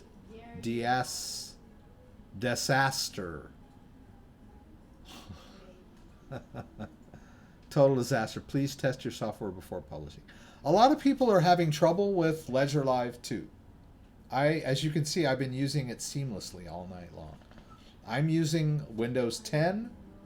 I don't know if you haven't updated your Windows 10 in a long time, or if you have weird hardware. I don't know if it's a hardware thing or a software thing, but you're not the only person that's had trouble with Ledger Live 2. There's been a lot of people complaining.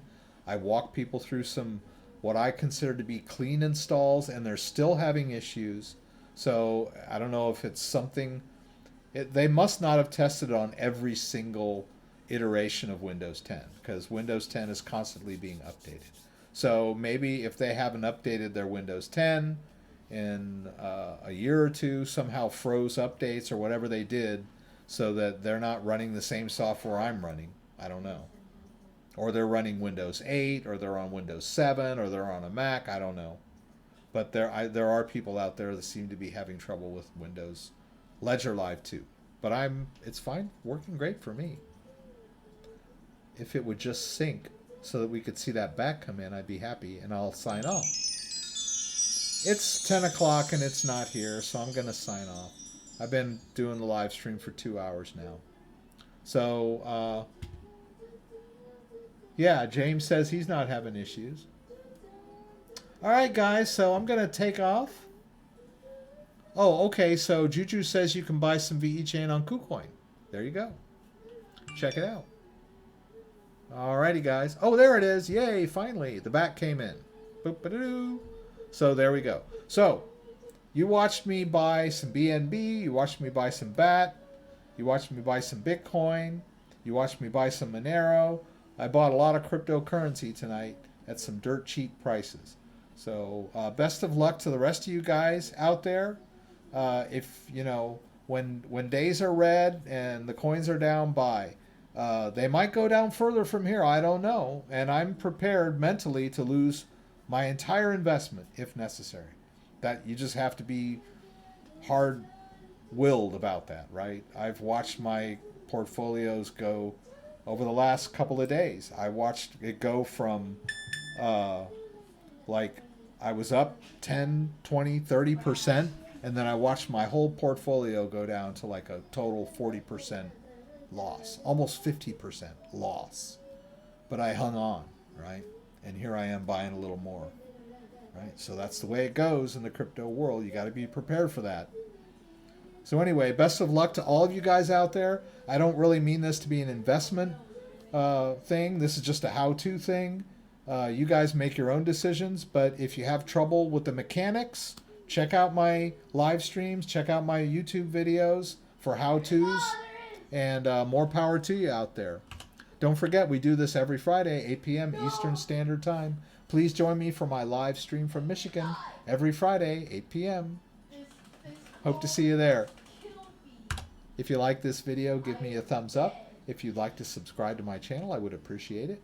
When you subscribe, there's a little bell that you can click that will allow you to be alerted whenever I post new content. Once again, thanks for joining me, and hope to see you again soon. Thanks, David. Thanks, James. Thanks, Tig. Thanks, Juju. Everybody that was here tonight, thank you so much.